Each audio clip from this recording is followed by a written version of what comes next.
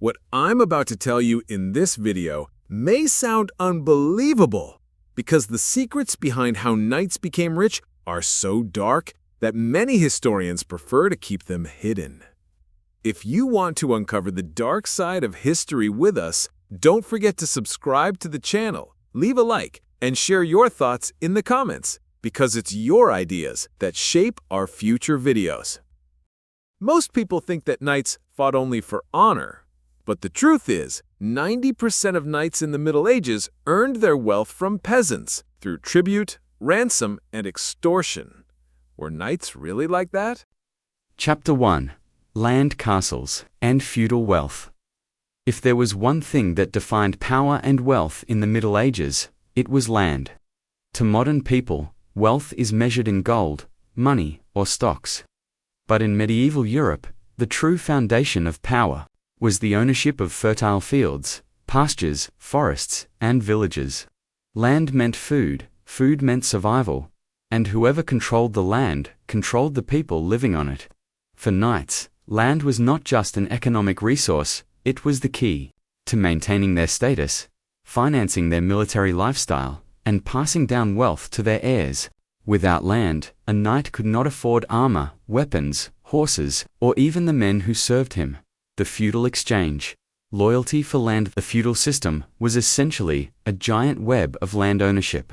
At the very top stood the king, who technically owned all the land in the kingdom. Below him were nobles, dukes, counts, and barons who managed huge estates. Beneath them were the knights, who swore loyalty to these lords in exchange for a portion of land. These grants were known as fiefs. A fief might include a village, farmland, and sometimes even a small castle. In return for this grant, the knight promised military service to his lord whenever called upon. This arrangement may sound like a fair exchange protection for land, but in practice, it gave knights enormous opportunities to enrich themselves. Once a knight held a fief, he controlled the peasants who worked on it, and their labor provided him with wealth far beyond the original grant. Imagine, for example, a knight being granted a modest estate of 50 acres and a small village of 20 peasant families. Each family was required to farm the land, give a portion of their harvest to the knight, and sometimes even perform unpaid labor, such as repairing roads, maintaining fortifications, or working in the knight's fields. For the peasants, this was backbreaking work that kept them in poverty. For the knight, however, it meant a steady supply of food, income, and manpower resources he could then turn into military might. The cost of being a knighthood was expensive. A full suit of armor in the 13th century could cost the equivalent of a modern luxury car. War horses, known as destriers, were even more valuable, sometimes worth more than a knight's castle.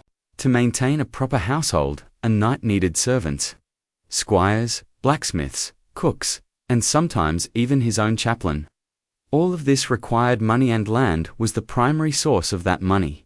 The peasants who lived on knightly estates provided the grain, livestock, and rents that funded a knight's lifestyle. They worked the fields, paid taxes, and were often required to provide additional services during wartime. If a knight needed to raise an army, he could summon peasants for labor or force them to supply carts, horses, and equipment. The wealth of knights, therefore, was not built solely on bravery in battle, but on the everyday toil of the men and women who lived under their control. Castles as symbols of wealth. With land came castles, and castles were more than just military structures, they were visible symbols of wealth and dominance. Building a stone castle required enormous resources. Quarrying stone, hiring skilled masons, and maintaining a permanent garrison. Few knights could afford to build castles on their own, but those who did were making a statement. A castle did not only serve as a fortress, it was also a center of administration where peasants paid taxes and disputes were settled. Castles also served as economic hubs. Many knights charged tolls on roads, bridges, and rivers that passed near their strongholds. If a merchant caravan crossed through a knight's territory, the knight could demand payment for protection. In practice, this often resembled legalized extortion. Merchants had little choice: pay the knight or risk being robbed. This system of toll collection turned castles into money-making machines, ensuring a steady stream of wealth beyond agriculture. Inheritance and expansion. One of the most powerful ways knights built long-term wealth was through inheritance. Land was not only granted, it could also be passed down to heirs. Families of knights carefully managed marriages and alliances to ensure that estates grew larger with each generation. If a knight married the daughter of a wealthy lord, he might inherit vast new estates when his father-in-law died. If he married a widow, he could immediately gain control over her late husband's lands. This system encouraged a culture where marriage was not primarily about love, but about strategic land acquisition. Knights who married well could become lords in their own right, vastly expanding their fortunes. Over time, this process transformed some knights into powerful nobles, blurring the line between knight and lord, exploiting the peasants. The most controversial aspect of knightly wealth from land ownership was the exploitation of peasants. These men and women were tied to the land and had little freedom. Known as serfs, they could not leave the estate without permission. They owed taxes in the form of crops, livestock, and labor. Knights often imposed additional fees, a tax for using the village mill, a tax for baking bread in the village oven, or even a tax when a peasant married. For the peasants, this system was suffocating. They worked endlessly, yet saw little reward, while their knight enjoyed feasts, tournaments, and luxury. For the knight, however, this exploitation provided the backbone of his wealth. The image of a knight riding gallantly into battle must always be understood in this context. His shining armor was often financed by the sweat and misery of the people beneath him. The myth of protectionites often justified their control over peasants by claiming they offered protection. "We defend you from raiders, invaders, and bandits," they would argue, "so in return, you owe us service." While this was true to some extent, the reality was more complicated. Knights sometimes acted as predators rather than protectors. During times of war, they might abandon their peasants to danger, or even exploit the chaos to demand higher taxes. In fact, many medieval chronicles record peasants rising up against their knights, furious at being overtaxed and mistreated. These uprisings, though usually crushed, reveal just how strained the relationship between knights and peasants could be. Protection was part of the knight's duty. Yes, but for many peasants, it felt like they were paying endlessly for promises that were never fully kept.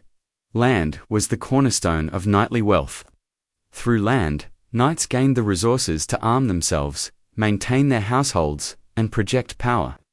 Castles turned their estates into centers of authority, while peasants provided the food and taxes that funded their luxurious lifestyles.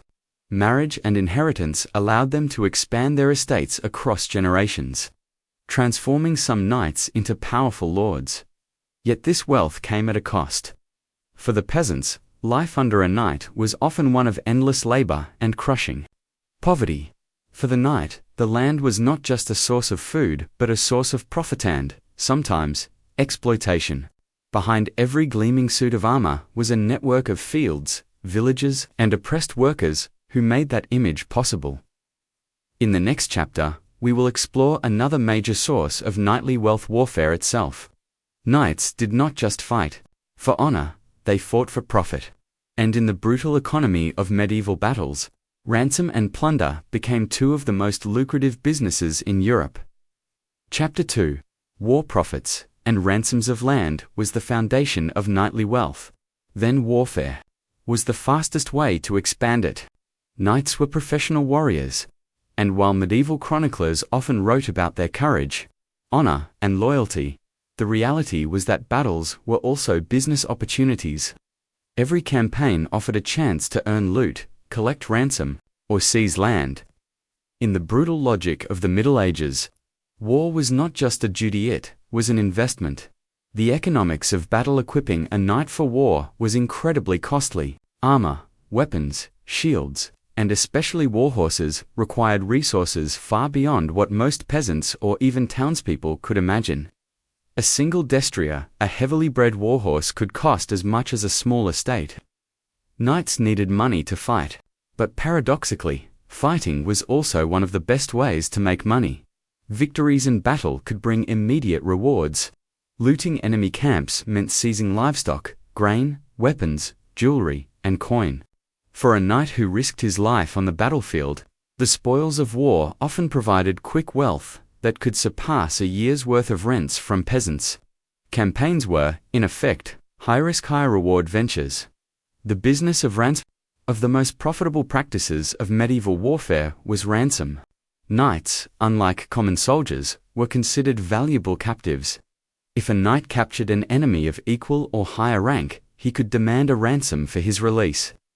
These ransoms were not small, they could be enormous sums, sometimes enough to buy entire estates. For example, during the 100 Years' War, the capture of wealthy nobles became a key strategy.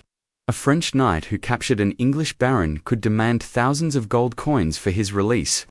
Even kings were not immune. King John II of France was captured at the Battle of Poitiers in 1356 and held for ransom. The price of his freedom, an astronomical 3 million gold crowns, which nearly bankrupted France. Knights who participated in such captures could receive a portion of the ransom, turning a single successful encounter into a lifetime of wealth. This practice created a strange incentive on the battlefield. Knights often preferred capturing enemies alive rather than killing them. Killing might bring glory, but capturing meant profit. Looting and pillaging beyond ransom. Knights also enriched themselves through looting and pillaging. After battles, victorious knights stripped the dead of their weapons, armor, and valuables. A knight's armor could be worth a fortune, and scavenging from fallen enemies became a grim but lucrative practice. But looting did not stop with soldiers. Entire towns and villages often became targets. After a siege, it was common for knights to pillage a captured city, taking gold, jewelry, livestock, and even enslaving inhabitants. Chroniclers describe horrifying scenes of knights storming cities, burning homes, and dragging away goods. These acts were justified as the rights of war. For the defeated, it was devastation. For the knights, it was payday. In fact, knights sometimes deliberately prolonged wars or raids simply to maximize loot. The so-called chevauchée, a tactic used during the 100 Years' War, involved knights leading mounted raids across enemy territory, burning villages, stealing crops, and terrorizing peasants. These raids weakened enemies but also filled the pockets of knights with stolen goods. Spoils of siege warfare. Sieges were another source of knightly profit. When a castle or town surrendered, knights often imposed heavy fines or tributes. The defeated had to pay vast sums to ensure their survival. In some cases, knights took direct control of captured lands, redistributing wealth to themselves. The sack of Constantinople in 1204, during the Fourth Crusade, is one of the most infamous examples. Knights who were supposed to be fighting for Christendom instead turned their weapons on a Christian city, plundering it so thoroughly that vast treasures of the Byzantine Empire disappeared into the hands of Western knights. Gold, relics, and artworks were carried back to Europe, enriching knights and their lords beyond imagination. Mercenary work. War for hire. Not all knights relied solely on loyalty to their lords. Many became mercenaries, selling their skills to whoever paid the most. During periods of peace, large numbers of knights found themselves unemployed. Their expensive lifestyles could not be sustained without income, so they joined mercenary bands. These groups, sometimes called free companies, roamed Europe, offering their swords to the highest bidder. They fought in wars, guarded trade, caravans, or simply terrorized regions until paid to leave. While mercenary work was dangerous and sometimes dishonorable, it could be immensely profitable. Successful mercenary captains could amass fortunes equal to those of nobles. Plunder turned into power. The wealth knights gained from war was not just spent on luxury. Many reinvested their profits into buying land, building castles, or funding future campaigns. Loot and ransom became stepping stones to permanent wealth. A knight who captured a wealthy enemy might suddenly have the funds to marry into a noble family, acquire new estates, or rise in status. In this way, war functioned as a ladder of social mobility. Brave or lucky knights could transform themselves from minor landholders into regional powers, all thanks to the riches of battle. Asterisk, the dark side. Violence as profit. While this system benefited knights, it devastated the common people. Peasants bore the brunt of raids, their crops stolen, homes burned, and families scattered. Towns caught in the path of warring knights often suffered ruin. For the wealthy, war was an opportunity. For the poor, it was a nightmare. This exploitation reveals the dark reality behind the so-called chivalric code. Knights may have sworn to protect the weak, but when profit was at stake, that promise often vanished.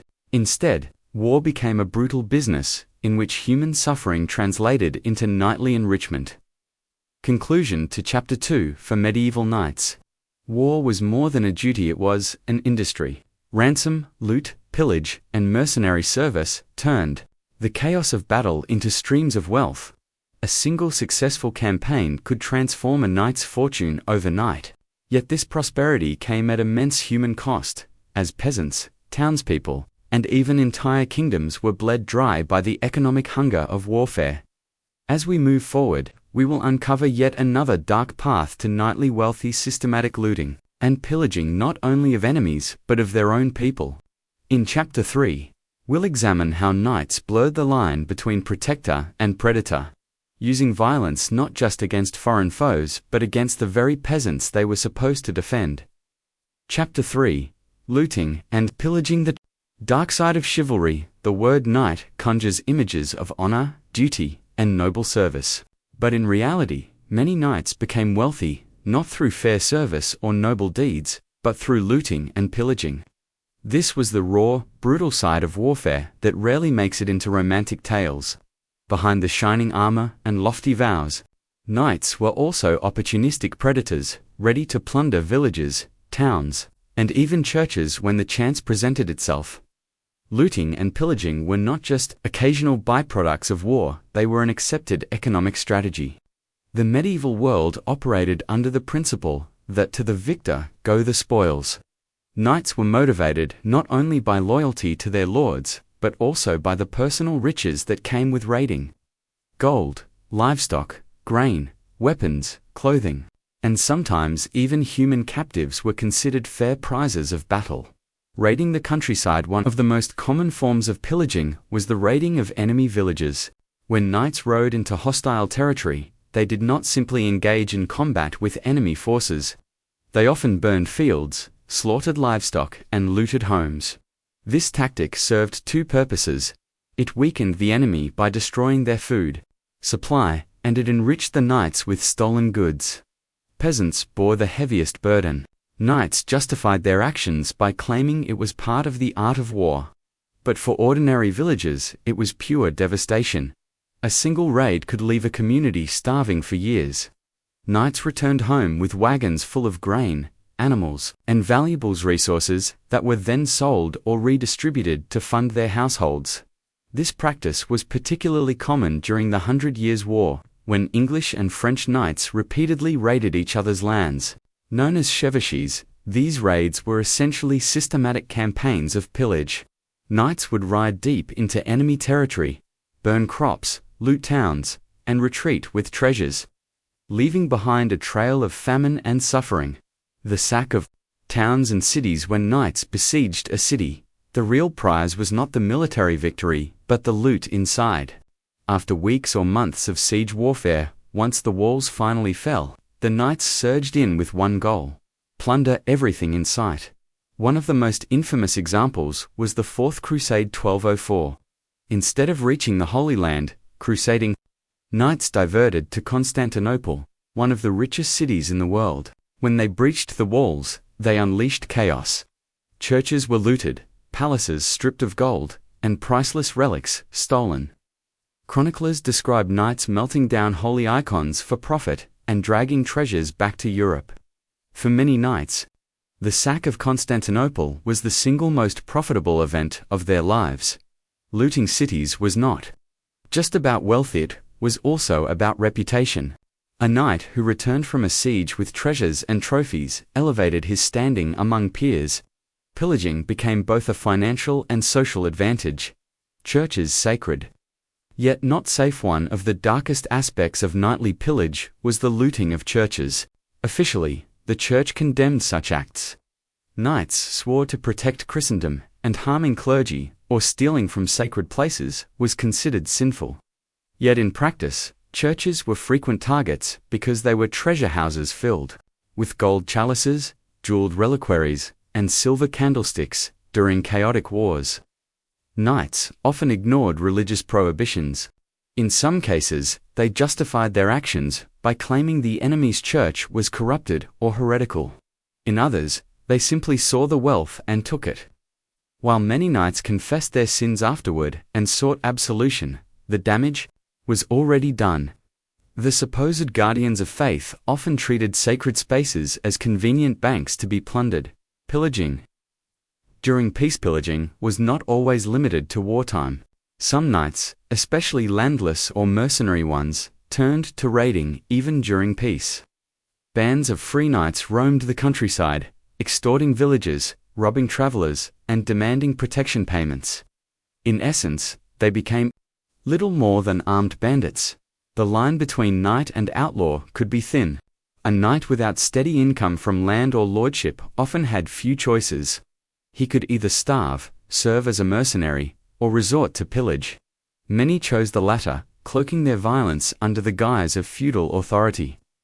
To peasants, it mattered little whether the knight was officially sanctioned. His sword still meant fear, and suffering loot turned into luxury. The wealth gained through pillaging was often spectacular. Knights returned from campaigns with exotic goods, silks from the east, spices from the Mediterranean, jewels from conquered lands. These treasures allowed knights to display their wealth in tournaments, feasts, and marriages. A knight who flaunted rare fabrics, ornate armor, or gold ornaments demonstrated both his military prowess and his economic success.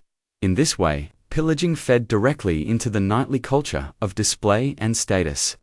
Knights needed wealth not only to survive, but also to be seen as worthy among their peers. Loot was not hidden, it was paraded. The human cost. While knights grew rich, ordinary people paid the price. Villages left in ashes, families torn apart, and famine spreading in the wake of raids were common results of knightly greed. Chronicles of the time often describe peasants fleeing into forests to escape marauding bands. Leaving their homes and livelihoods behind, women were especially vulnerable. In many cases, pillage included violence against women, an atrocity rarely discussed in chivalric romances but tragically common in reality. For the victims, the knight was not a noble protector but a predator in armor. The code of chivalry versus reality. The contrast between the ideal of chivalry and the reality of pillage could not be sharper. Knights were supposed to uphold justice, protect the weak, and honor God. Yet many became wealthy by doing the exact opposite, terrorizing the weak, stealing from the poor, and desecrating sacred spaces.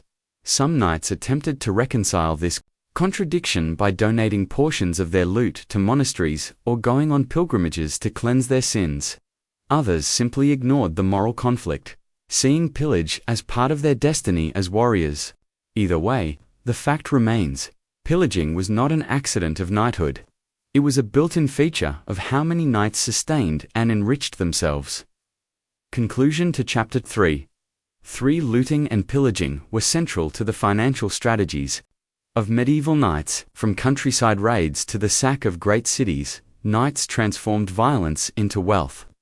The treasures they carried home were not symbols of honor, but of exploitation and suffering. Behind every jeweled sword and decorated armor was the misery of peasants, the ashes of villages, and the plunder of sacred places.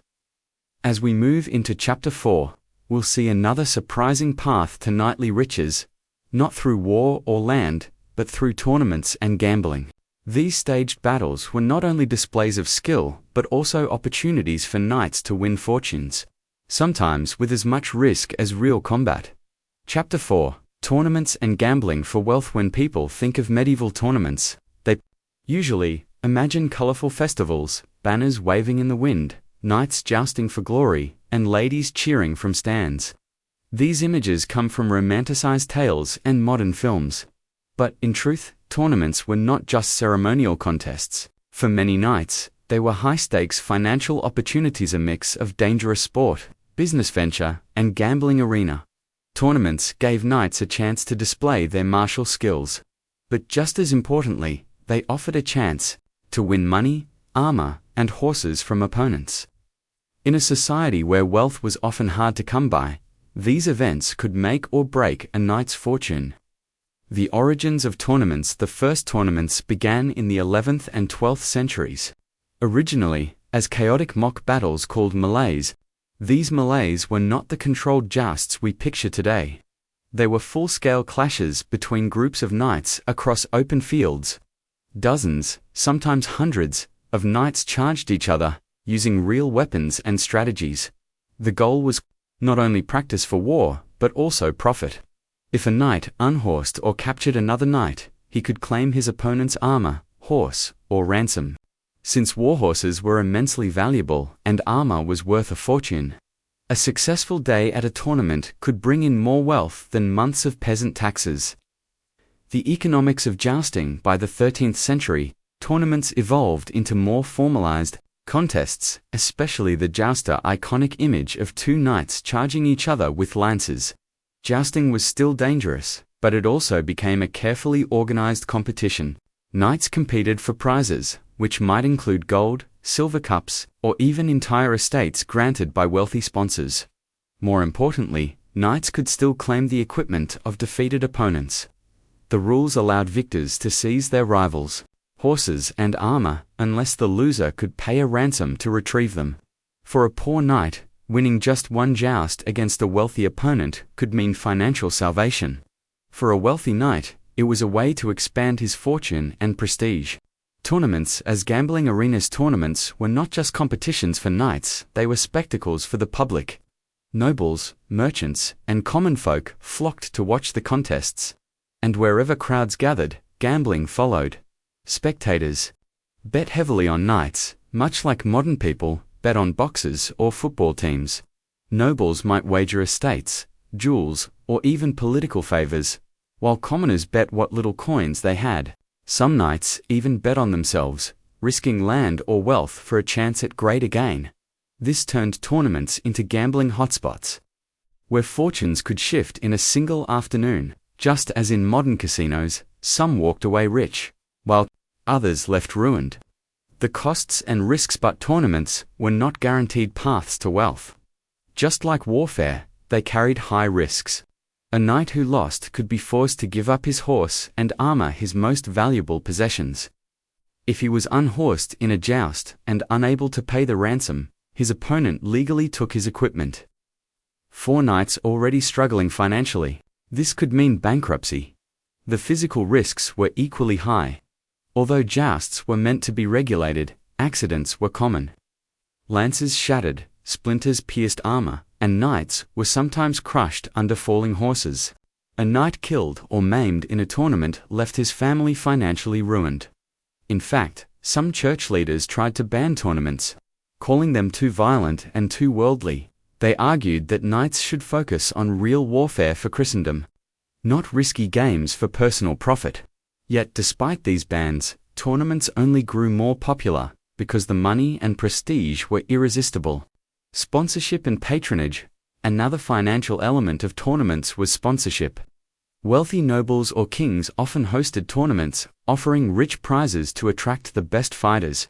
Knights who performed well gained not only wealth but also recognition from powerful patrons. This could lead to further rewards, land grants, marriage alliances, or positions at court. In this way, tournaments were not only about money but also about networking. A knight who impressed the right lord could secure long-term financial benefits. Just as athletes today use competitions to gain endorsements, knights use tournaments to gain patrons. Knights who rose through tournaments. History records several knights who built their fortunes through tournaments. One of the most famous was William Marshall, a 12th century English knight. Born into a minor family, Marshall had little inheritance, but he became a legendary tournament fighter.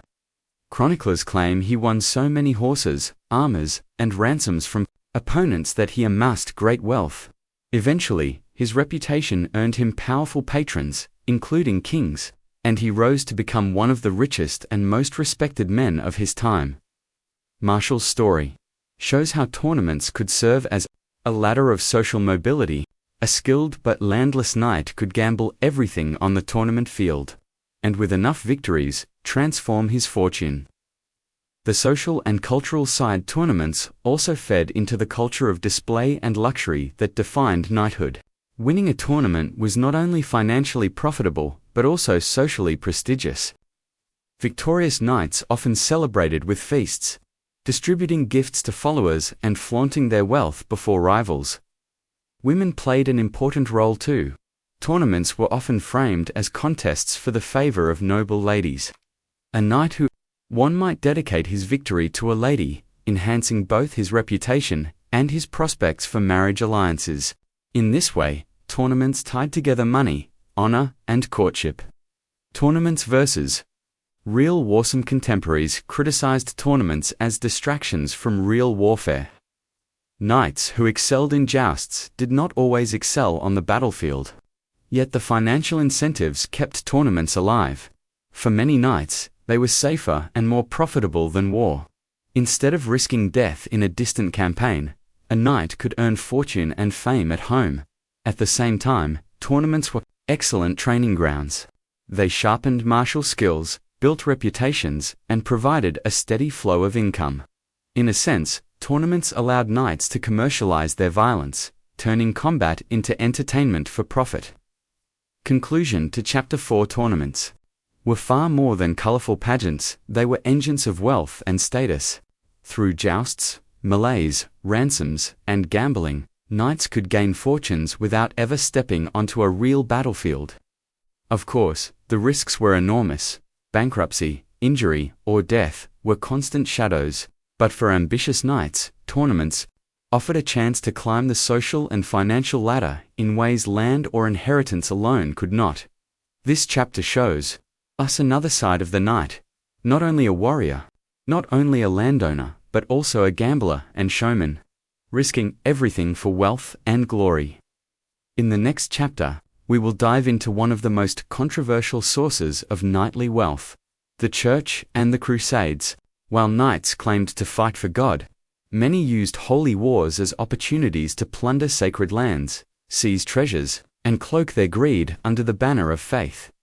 Chapter 5, The Church, Crusades, and Holy Riches. When we think of the medieval knight, we often imagine a warrior in shining armor, fighting for God and country, a cross painted proudly on his shield. The Crusades, launched from the late 11th century onward, are still remembered as wars of faith. Holy expeditions meant to reclaim Jerusalem and the Holy Land. But behind this sacred image lies another reality.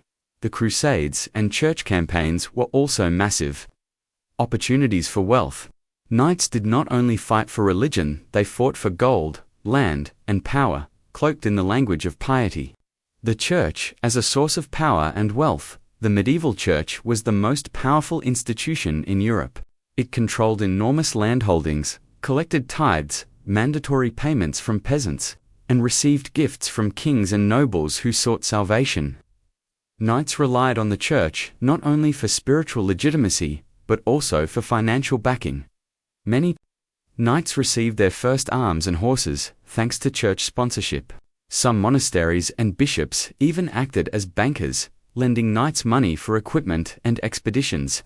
In return, knights swore loyalty to defend the church's lands and interests. But this relationship was not one-sided. Knights often pressured the church for favors, indulgences, and wealth.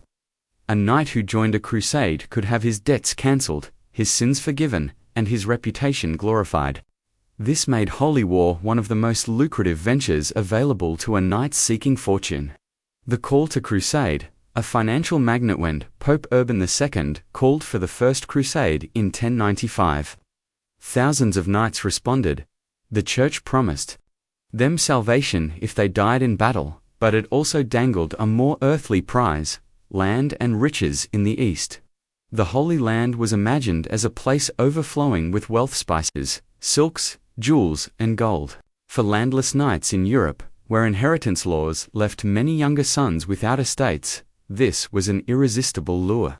If they could carve out fiefs in the East, they could return home not as poor men, but as lords. And indeed, many knights enriched themselves during the Crusades, not always honorably. Looting as a knightly tradition, the Crusades were as much about plunder as about piety. When knights captured cities, they seized treasures, took hostages for ransom, and divided spoils among themselves. Jerusalem, Antioch, Constantinople. Conquest brought staggering riches. The most infamous example came during the Fourth Crusade 1204. Instead of marching to Jerusalem, Crusaders attacked Constantinople, the greatest Christian city of the East. For days, they looted churches, palaces, and homes. Priceless relics were stolen. Some still sit in European cathedrals today. For the knights who participated, this was an unimaginable financial windfall. Even if it permanently scarred relations between Western and Eastern Christianity, looting was not seen as dishonorable. It was expected. Medieval chronicles often describe knights proudly listing the gold, silver, and jewels they took from conquered lands. In their eyes, these spoils were rewards from God for their bravery. Land and titles in the East beyond loot. Some knights secured long-term wealth by becoming rulers in the Crusader states. When Jerusalem was captured in 1099, knights divided the conquered lands among themselves, creating new kingdoms, principalities, and lordships. A poor knight who left Europe with nothing might return as a lord of a castle in the Holy Land, ruling over villages and collecting taxes from peasants. Others married into wealthy Eastern families, expanding their estates. These Crusader states became financial hubs for European knights. They controlled trade routes, collected tolls, and taxed merchants traveling between East and West. For generations, knights profited from the wealth flowing through these territories. The business of indulgences, the church itself profited immensely from the Crusades, and knights benefited to indulgences. Official pardons of sin were granted to those who fought in holy wars. But over time, indulgences became commodities. Wealthy knights could buy their way into the church's favor by funding crusades instead of fighting. This opened another door. Knights could collect money by recruiting others. Some became leaders of crusading bands, securing donations, supplies, and sponsorship. The money didn't always go where it was intended. Corruption was rampant, and some knights grew rich by pocketing funds meant for the holy cause. The Knights Templar, warriors, and bankers, perhaps the most famous example of knights turning faith into fortune, were the Knights Templar, founded as a military order to protect pilgrims in the Holy Land. The Templars grew into one of the wealthiest institutions in Europe. They invented an early form of international banking. Pilgrims could deposit money in Europe and withdraw it in the Holy Land using coded receipts. Over time, the Templars became trusted financial managers for kings and nobles. Their castles doubled as fortresses and treasuries, while the Templars themselves were bound by vows of poverty. Their order accumulated staggering wealth, land, donations, and financial power. Ordinary knights admired, envied, and sometimes despised them. Their rise shows how intertwined warfare, religion, and money had become. The moral contradiction: the Church preached humility, charity, and the rejection of greed. Yet knights openly used religion as a justification for conquest and profit. Preachers called the Crusades a holy mission, but knights often treated them as business ventures. This hypocrisy did not go unnoticed. Some medieval writers criticized knights for mixing piety with plunder, accusing them of exploiting the faith for personal gain. But in a society where warfare was the main path to advancement, few knights saw a contradiction. To them, God's blessing and earthly wealth went hand in hand. The long-term impact on knightly wealth: the Crusades reshaped knightly fortunes across Europe. They enriched individuals who seized loot, land, or trade opportunities. They also opened new markets, bringing spices, textiles, and luxury goods to Europe. Knights who invested in these trade networks gained fortunes not just from warfare but from commerce. At the same time, many knights returned home bankrupt. Not every crusader struck gold. The costs of travel, equipment, and supplies were immense. Some sold their estates just to fund their expeditions, only to die in battle or return empty-handed. For every knight who grew rich in the East, another ruined his family's fortune forever. Conclusion to Chapter 5. The Crusades and the Church revealed the double-edged nature of knightly wealth. On the surface, knights fought for God, honor, and salvation. But beneath the rhetoric, they fought for gold, land, and profit. The Church provided the moral cover, and the knights supplied the steel. Faith gave their wars legitimacy, but wealth gave them power. Knights used holy causes as opportunities for self-enrichment, and in doing so, they turned religion into one of the most profitable weapons in their arsenal. In the next chapter, we'll explore another controversial path to knightly riches: ransom and extortion. When knights captured enemies on the battlefield or even their own neighbors, they demanded staggering payments for freedom. It was one of the most common and lucrative methods of wealth building in the medieval world. Chapter 5. The Churches. Blessing religion as a path to wealth. When people today imagine medieval knights, they often picture warriors kneeling before altars, receiving the blessings of priests, and riding off to war with crosses painted on their shields. Knights were closely tied to Christianity, and religion gave their profession a sense of divine legitimacy. But beyond piety and prayer, the Church also became one of the most powerful engines of knightly wealth. Behind the rhetoric of holy duty, there lay a web of donations, indulgences, crusades, and alliances that funneled riches into the hands of armored men. The sacred aura of knighthood. From the 11th century onward, the Church actively promoted the idea of the knight as a Miles Christi, a soldier of Christ. Popes and bishops preached that knights, once seen as violent and dangerous, could find salvation by channeling their violence into holy wars. This rebranding served two purposes. It made knights feel morally justified in their profession, and it gave them opportunities to gain both wealth and prestige under the banner of faith. The Church's blessing made knights untouchable in the eyes of many peasants and nobles. When knights fought for Christendom, their actions, however violent, were cloaked in divine authority. This spiritual legitimacy gave them freedom to wage wars that were as much about profit as about piety. The Crusades, a holy gold rush. Crusades are perhaps the clearest example of how religion enriched knights. When Pope Urban II launched the First Crusade in 1095, he promised knights remission of sins, eternal salvation, and the glory of liberating Jerusalem.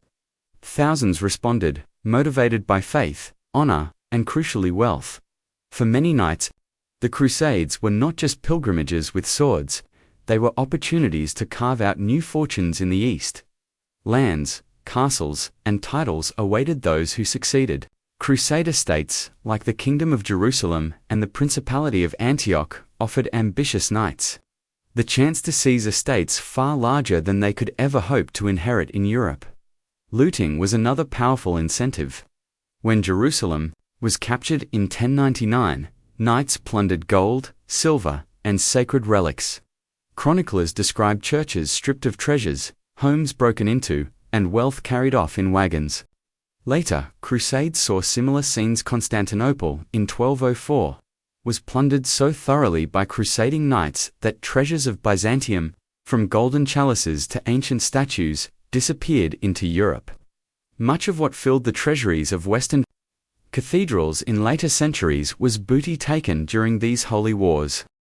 Indulgences and donations. But knights didn't always have to travel to the Holy Land to profit from religion. The Church itself became a patron and partner in knightly wealth. Popes and bishops often relied on knights to enforce their power, crush heretics, or defend church lands. In return, knights received land grants, donations, or privileges. Indulgences, promises of forgiveness in exchange for service, functioned like spiritual currency. Knights who fought for the Church not only saved their souls but often found their purses growing heavier. Wealthy patrons, hoping to gain God's favor, sometimes donated money to knights who embarked on crusades, turning holy war into a well-funded enterprise. Knights Templar warriors and bankers perhaps, no example better, illustrates the fusion of faith and finance than the Knights Templar. Founded as a religious military order to protect pilgrims in the Holy Land, the Templars quickly evolved into one of the most powerful financial institutions of the Middle Ages. Knights swore vows of poverty, chastity, and obedience, but the order itself grew fabulously rich. Nobles donated lands and money to the Templars, believing that supporting them brought spiritual merit.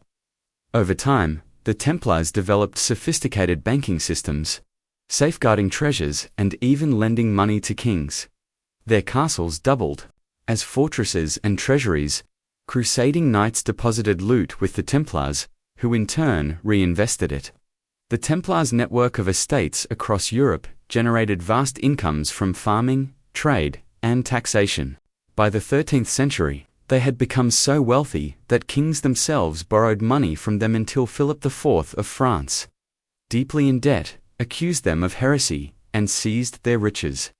The Church's double standard. The Church preached that knights should embody humility, charity, and Christian values. Yet, it often turned a blind eye when those same knights enriched themselves through conquest.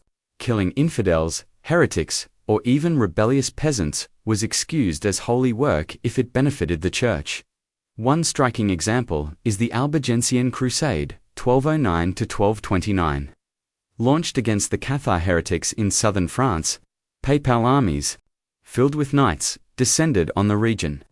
Under the cloak of religious duty, knights seized vast estates from Cathar nobles, enriching themselves while exterminating a rival faith. The Church blessed the violence, and the knights walked away wealthier than before. Relics, pilgrimage, and prophet knights also profited indirectly from the Church's obsession with relics and pilgrimages. Some knights returned from the Crusades with holy relic pieces of the true cross, bones of saints, or other sacred objects. These relics, once placed in local churches or monasteries, attracted pilgrims who brought donations.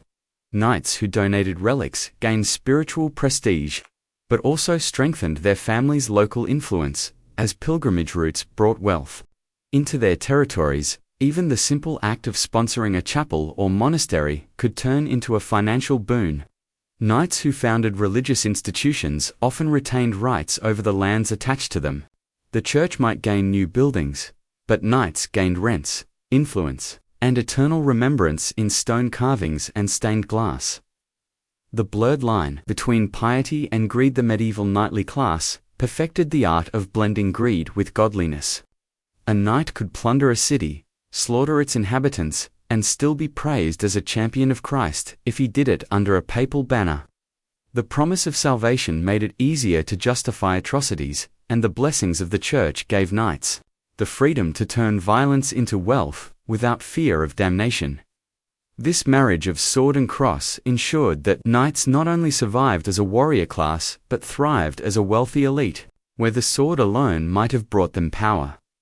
The Church's approval brought them legitimacy, and with legitimacy came more donations, more land, and more opportunities to grow rich. Conclusion to Chapter 5. Religion was both shield and sword for medieval knights. The Church sanctified their violence, rewarded their loyalty, and showered them with opportunities for profit. From the Crusades to indulgences, from relic trading to the wealth of the Templars, knights discovered that fighting under the banner of the cross was one of the surest paths to both eternal salvation and earthly riches. But knights didn't rely on religion alone. While the Church provided divine approval, another forced the rise of knightly orders, guilds, and brotherhoods offered new pathways to wealth and influence. In Chapter 6, we'll explore how collective organization allowed knights to build monopolies of power, expand their fortunes, and dominate medieval society. Chapter 6. Brotherhoods of Power, Knightly Orders and Alliances. Knighthood was not only an individual pursuit of honor, blood, and riches, it was also a collective enterprise. While lone knights could make fortunes on the battlefield or through marriage, the greatest wealth often came when knights banded together in organized groups. These brotherhoods, military orders, guilds, and alliances became engines of power, wealth, and influence that rivaled kingdoms.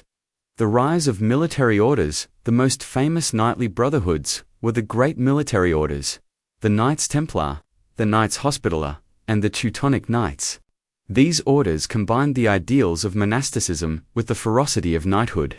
Members swore vows of poverty, chastity, and obedience, yet collectively, they amassed staggering fortunes. The Templars, as we saw earlier, became bankers of Europe, controlling estates, castles, and entire economies. The Hospitallers, originally founded to care for sick pilgrims in Jerusalem, evolved into a military powerhouse. By the 14th century, they controlled the wealthy island of Rhodes, commanding fleets of ships and taxing trade routes in the Mediterranean. The Teutonic Knights shifted their focus northward, crusading in the Baltic regions. They conquered vast territories in Prussia, creating a knightly state that extracted tribute, taxes, and labor from local populations. Each order became a miniature kingdom. They collected rents, ran farms, built castles, and imposed taxes. Their wealth came not only from donations, but from systematic exploitation of the lands they ruled. A corporate model of wealth. Military orders functioned almost like medieval corporations. Knights pooled resources, shared loot, and reinvested profits into new campaigns. Unlike lone mercenaries, these orders had the advantage of permanence. When one knight died, his wealth and lands stayed within the order. This continuity allowed them to build enormous economic networks. They also enjoyed tax exemptions granted by the church. While ordinary lords might owe tithes, the orders often kept their income untouched, growing richer year after year. Combined with political immunity and papal protection, these privileges made the orders untouchable financial giants. Guilds and associations of knights. Not every knight belonged to a holy order, but many joined guild-like associations that protected their economic interests. Just as merchants had guilds to regulate trade, knights had brotherhoods that ensured mutual defense, shared profits, and coordinated political influence. These associations negotiated collectively with kings, extracted privileges, and sometimes even refused service unless their demands were met. By acting together, knights amplified their wealth and bargaining power. In cities like Paris or London, some knights also invested in urban guilds, tying their fortunes to merchants, artisans, and bankers. This blending of knightly prestige with commercial profit allowed many to escape the limits of feudal rents and instead tap into the booming economies of medieval towns. The tournament circuit. Profit through brotherhood. Knightly brotherhoods weren't just military or political, they extended into entertainment and spectacle. Tournaments, often organized by groups of knights, became lucrative ventures. Wealthy nobles paid for the chance to participate or to sponsor events. For the knights themselves, tournaments were opportunities to win ransoms, prizes, and fame. But when organized collectively, they also became business ventures, selling entry rights, charging merchants for market stalls, and drawing in crowds that spent heavily on food, drink, and souvenirs. Some knightly leagues specialized in managing tournaments, turning what was once a chivalric pastime into a profitable enterprise that reinforced the wealth of the knightly class. The Teutonic Knights, a knightly state. One of the clearest examples of knights using collective organization for wealth was the Teutonic Order in Prussia. Unlike the Templars or Hospitallers who held scattered estates, the Teutonic Knights built a centralized state. They invited German settlers into conquered lands, taxed local populations, and controlled trade routes along the Baltic Sea. There, castles doubled as administrative centers, warehouses, and treasuries. Amber, grain, and timber flowed through their ports, enriching the order. At their peak, the Teutonic Knights were not just a religious order, they were sovereign rulers, commanding armies, minting coins, and negotiating treaties like kings. Their ability to blend military might, religious legitimacy, and economic exploitation made them one of the richest knightly powers of the Middle Ages. The Hospitallers. From caretakers to naval lords, the Hospitallers provide another striking case. Originally founded to tend to sick pilgrims in Jerusalem, they gained lands across Europe through donations. When the Crusade estates began to collapse, They relocated first to Cyprus, then to Rhodes, and later to Malta. On these islands, they reinvented themselves as naval lords. They taxed Mediterranean shipping, raided Muslim fleets, and demanded tribute from merchants. Their strategic position allowed them to dominate trade routes, and their wealth grew so immense that even kings treated them as equals. The Hospitallers demonstrate how knightly brotherhoods could adapt to changing times. When the Holy Land was lost, they did not fade away, they simply turned the sea into their battlefield and the shipping lanes into their treasury. Secrecy and loyalty. One of the keys to the success of knightly brotherhoods was their oath-bound loyalty. Members swore to obey their leaders, protect the order, and keep its secrets. This created a tightly controlled network where wealth could be accumulated without constant betrayal or fragmentation. The secrecy of the Templars, for example, gave rise to legends about hidden treasures, secret rituals, and lost knowledge. Whether or not these rumors were true, their strict organization ensured that the order's wealth remained centralized rather than dissipating among individual knights. Rivalries and conflicts. Of course, knightly brotherhoods also bred rivalries. Kings often grew wary of orders that had more money, castles, and soldiers than their own armies. The fate of the Templars in the early 14th century is the best example. King Philip IV of France, drowning in debt, accused the order of heresy, executed its leaders, and seized its riches. The Hospitallers and Teutonic Knights avoided such a fate by keeping stronger ties to papal authority and by controlling territories that kings found harder to seize. Still, their vast wealth made them constant targets of envy and suspicion. The brotherhood as wealth multiplier. What made knightly orders so successful was their ability to turn individual ambition into collective strength. A lone knight could seize a manor. A brotherhood could seize a kingdom. A single knight might plunder a caravan. A brotherhood could tax an entire trade route by pooling resources, protecting one another, and securing papal privileges. Knightly brotherhoods multiplied their opportunities for wealth far beyond what any knight could achieve alone. They became super-tights, wielding not just swords, but entire economic systems. Conclusion to Chapter 6. The knightly orders and brotherhoods transformed knighthood from a profession into an institution. By acting collectively, they gained privileges, conquered lands, taxed trade, and even built states. They showed that wealth came not only from the strength of an arm or the edge of a sword, but from organization, discipline, and unity. Yet brotherhood was not the only path to riches. Knights also pursued wealth through marriage and inheritance, forging alliances with noble families that could elevate them from landless warriors to lords of castles. In Chapter 7, we will uncover how knights used the marriage bed as cleverly as they used the battlefield to expand their fortunes. Chapter 7. Tournaments and gambling wealth. When people imagine knights, they often picture them charging across tournament fields, lances lowered, banners flying, and crowds cheering. These competitions, which began as mock battles, were more than spectacles of honor and courage. They were also deeply tied to wealth, status, and profit. Behind the colorful shields and chivalric ideals lay an economic machine that allowed knights to gamble fortunes, win valuable prizes, and climb the social ladder. The origins of tournaments, training, or business. Tournaments began in the 11th and 12th centuries as large-scale practice battles for knights. These events were brutal, chaotic melees in which dozens or even hundreds of knights clashed in open fields. But almost immediately, they evolved into opportunities for money-making ventures. Noble sponsors charged entry fees. Spectators sometimes paid to attend, and victorious knights carried home valuable spoils.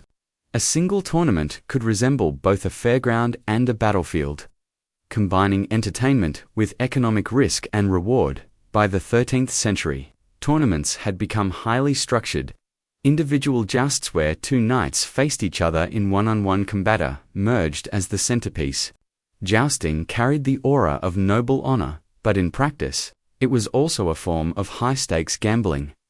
The central way knights made money in tournaments was through prizes. Victors in jousts could win horses, armor, and weapons from their defeated Opponents, since a knight's warhorse and armor were among his most valuable possessions. This amounted to seizing fortunes on the tournament field. Imagine a skilled but relatively poor knight entering a tournament. With luck, bravery, and skill, he might defeat a richer opponent, claim his destrier, and suddenly own property worth as much as an estate. Such winnings could change the trajectory of his career. In addition to horses and arms, tournament organizers sometimes offered direct cash rewards or luxury items. A successful tournament season could make a knight wealthier than years of farming rents or military service. The gambling element. Tournaments were not only about winning prizes, they were also about gambling. Betting was rampant.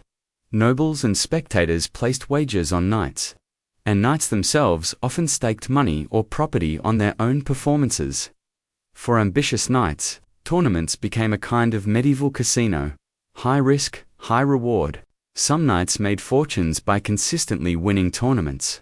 Others, however, bankrupted themselves by losing bets, replacing shattered equipment, or paying the ransom for their release after being captured during a tournament melee. Chroniclers mention knights who wagered entire estates and lost them in a single tournament. This gambling culture made tournaments thrilling, but also dangerous to one's long-term wealth. Knights as performers. Tournaments also allowed knights to market themselves. Winning on the field meant more than immediate prizes. It enhanced a knight's reputation. Fame and honor translated into economic opportunities, from wealthy marriages to invitations into the service of powerful lords. A knight who dazzled the crowds in jousts might attract the attention of a wealthy noblewoman or be recruited by a king seeking elite warriors. Thus, tournaments functioned as both sport and social networking events, where fortunes were made as much through visibility as through combat. The most famous knights of the Middle Ages, such as William Marshal of England, built their careers through tournaments. William began with little wealth, yet through years of victories in jousts and melees, he won horses, arms, and prestige. Eventually, he rose to become one of the richest and most powerful men in England, thanks largely to his tournament successes. The business of hosting tournaments. It wasn't just the knights who profited. Lords and kings also used tournaments as money-making enterprises. Hosting a tournament was expensive, but it also drew large crowds, fostered political alliances, and generated revenue. Vendors, armorers, innkeepers, and merchants thrived during these events. Kings sometimes used tournaments to reward loyal knights with wealth and honors. Conversely, they could also control or bankrupt ambitious knights by ensuring that only the wealthiest could afford to compete. In this way, tournaments became a financial and political tool, as well as a spectacle of martial skill. The hidden costs of tournaments. While tournaments could bring riches, they could also ruin knights. Financially, the costs of participation were enormous: new lances, replacement armor, and the upkeep of horses. Injuries often left knights unable to fight for months, draining their resources. Death was a very real possibility, and many knights who hoped to win fortunes instead left widows and debts behind. Furthermore, the gambling aspect meant that fortunes could vanish overnight. A reckless wager or a poor performance could undo years of careful financial planning. For every knight who became rich from tournaments, many more likely ended in poverty. Tournaments as a pathway to nobility. Despite the risks, tournaments offered a unique route for knights of modest means to rise. Unlike land inheritance or political favor, tournament success relied on personal skill and bravery. A knight who consistently won prizes could reinvest his earnings into land, castles, and noble marriages. In effect, tournaments provided one of the few systems where merit, at least in combat, could translate into wealth and status. This meritocracy, however limited, was one of the reasons tournaments remained popular despite church disapproval and repeated bans. They represented a rare opportunity for knights to take control of their own fortunes, rather than relying solely on the generosity of lords.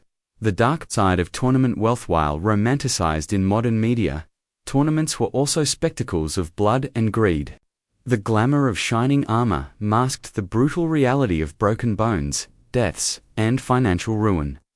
Many knights pursued riches through tournaments, only to discover that the costs outweighed the rewards. Moreover, the gambling culture often turned tournaments into dens of corruption. Wealthy nobles could manipulate outcomes, bribe officials, or intimidate weaker knights into withdrawing. What appeared as fair combat was sometimes little more than a financial game rigged in favor of the rich. Conclusion to Chapter 7. Tournaments were not just displays of knightly valor, they were arenas of wealth generation, gambling, and social advancement. Victorious knights could win fortunes, gain fame, and secure powerful connections. Yet just as often, tournaments destroyed fortunes, crippled knights, and left families in poverty in the glittering fields of jousts. The ideals of chivalry clashed with the harsh realities of economics.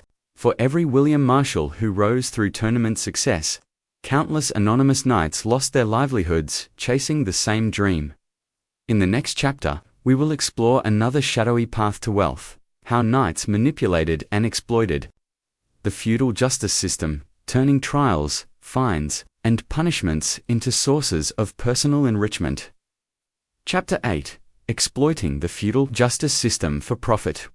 When we think of medieval knights, we usually imagine them charging across battlefields, jousting in tournaments, or defending castles. Yet beyond the sword and lance, knights also wielded a subtler form of power: the law. In the feudal system, justice was not an abstract ideal, but a tool of wealth and influence. Knights often used their positions to extract fines, seize property, and profit from the legal system itself, creating a shadow economy of coercion and intimidation. Feudal justice, a knight's tool in medieval Europe, kings delegated judicial powers to local lords and their knights. A knight serving a lord could hold court over peasants, decide punishments for minor crimes, and enforce fines. This was not merely about maintaining order.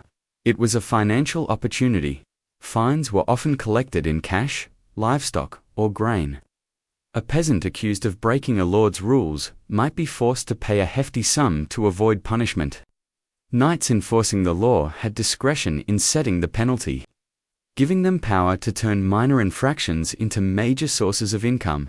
Seizing property through legal loopholes, knights were masters at exploiting feudal laws to acquire land and property. For instance, if a vassal failed to fulfill duties or pay rents on time, the knight could claim their lands temporarily or even permanently. Marriages and inheritances could also be manipulated. Knights often encouraged disputes over succession, then positioned themselves as arbitrators. In some cases, they took a cut of the inheritance or claimed the property outright. Under ambiguous feudal rules, this practice was especially common in regions where documentation was weak and local courts were informal. A knight with military backing could enforce claims with violence if necessary, further consolidating wealth. Ransom and extortion. Feudal law also enabled knights to profit through ransom.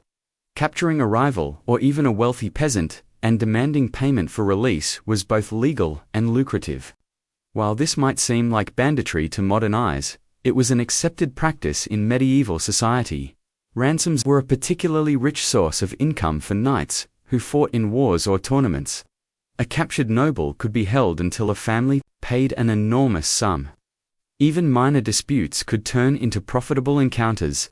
Knights quickly learned that the threat of legal or military action could be monetized. Control of markets and trade. Roots knights were not only enforcers of law, they were also economic regulators. Many controlled local markets, tolls, and river crossings. By exploiting their judicial authority, they could fine merchants for minor violations or demand bribes for smooth passage. For example, a knight patrolling a bridge could charge a toll for crossing and threaten legal action if the payment was refused. Similarly, knights overseeing fairs could impose fines on vendors for minor breaches of trade regulations, effectively turning commerce into a tax on which they personally profited. The church and legal loopholes. Knights often worked in concert with the church to maximize profits. Clerical courts sometimes handled disputes involving spiritual matters, but knights could influence the outcome to gain assets or favors. A wealthy knight could pressure priests to recognize dubious claims, or simply intimidate them into compliance. Church lands themselves were sometimes targeted. Knights, acting as local enforcers, could levy fines on tenants or mismanage properties in ways that enriched themselves while claiming it was their duty to protect church interests. This blurred the lines between service and exploitation.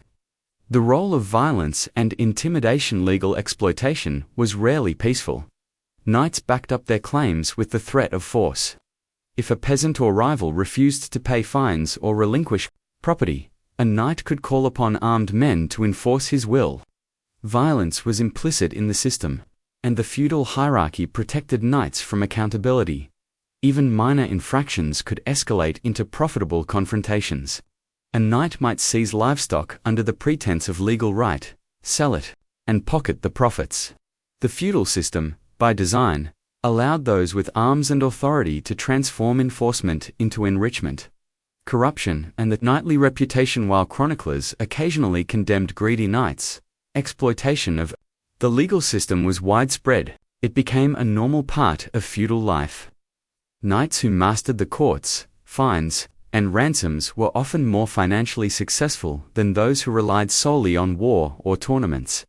This combination of martial skill and legal cunning created a dual path to wealth. The sword brought immediate gains, while the law provided steady income. Some knights preferred the subtle profits of courtly power, seeing it as safer than risking death on the battlefield. The intersection of justice and politics. Control over feudal justice also translated into political influence. Wealthy knights could fund armies, sponsor allies, and influence local councils. Those who dominated courts often shaped who inherited land, who paid fines, and who could operate businesses. This political leverage reinforced their financial power in some cases. Knights became de facto rulers in regions where feudal authority was fragmented. By combining martial dominance with judicial control, they could accumulate fortunes rivaling those of kings. Case study: Knights of Northern Europe. In Northern Europe, where centralized authority was weaker, knights frequently acted as both law enforcers and economic predators. Some chroniclers note instances of knights exploiting peasant disputes to seize estates, while others extracted fines from townspeople under the guise of maintaining order. These practices made knights both feared and respected. Peasants grudgingly obeyed, while nobles recognized that controlling courts was as important as controlling castles.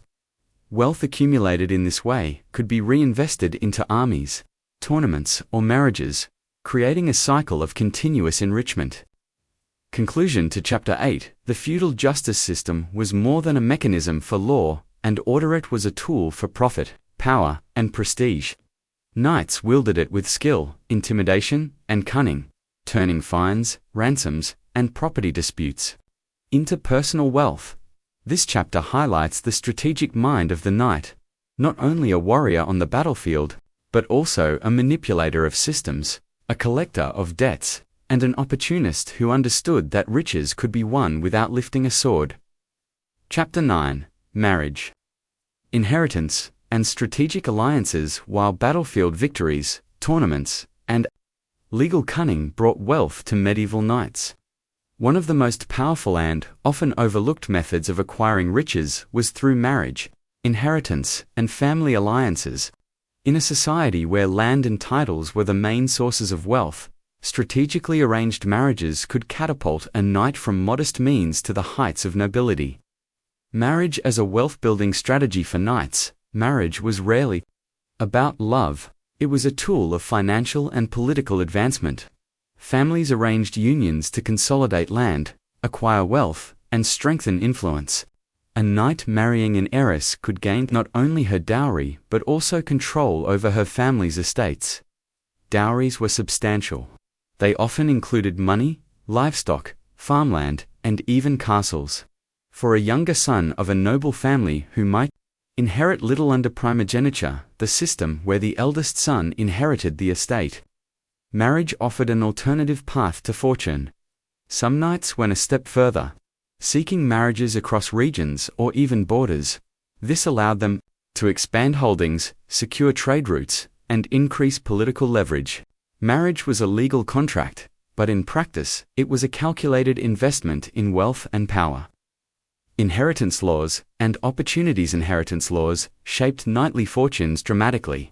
Primogeniture left younger sons without land, but savvy knights exploited loopholes, claims, and disputes to acquire property.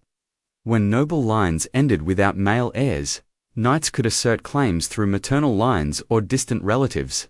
In some cases, knights married widows of wealthy lords. Widows often retained life interest in their deceased husbands' estates, which knights could control until death. This gave them access to income, resources, and even political influence. Without the initial cost of purchasing land, knights often used marriage to forge alliances that extended beyond wealth. By marrying into influential families, a knight gained political protection, military allies, and entry into courtly networks. These alliances could provide access to exclusive tournaments, land grants, and royal favors. Some alliances were deliberately arranged to combine military strength and financial power. For instance, two families might arrange multiple marriages across generations to consolidate estates and ensure that the combined wealth remained under their control. Such alliances could make knights untouchable in local politics. Marriage markets and competition. Medieval marriage markets were highly competitive. Families negotiated dowries, inheritance rights, and property transfers with great care. Knights who acted too slowly or lacked resources risked being outmaneuvered by rivals. In wealthy regions, marriage negotiations could last months or even years.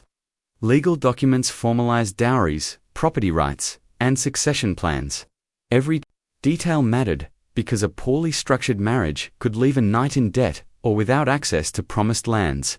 Exploiting widows and heiresses were particularly valuable. A wealthy widow often controlled significant resources, especially if her late husband died young.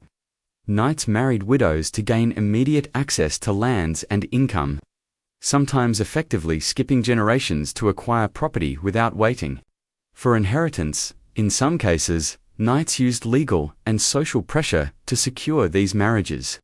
Guardianship of minor heiresses was a powerful tool. Knights acting as guardians could arrange marriages that benefited themselves or their allies, turning family responsibility into profit. The role of royal favor knights, who married into noble or royal families, often gained access to royal favor, which could be leveraged for wealth. Kings and queens frequently granted lands, titles, and offices to relatives by marriage.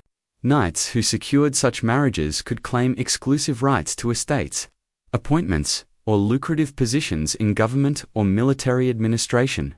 Royal approval also protected knights from rivals. A knight with connections at court could assert claims, enforce fines, and secure inheritance rights with minimal interference from other nobles. Marriage, in this sense, became both an economic strategy and a political shield.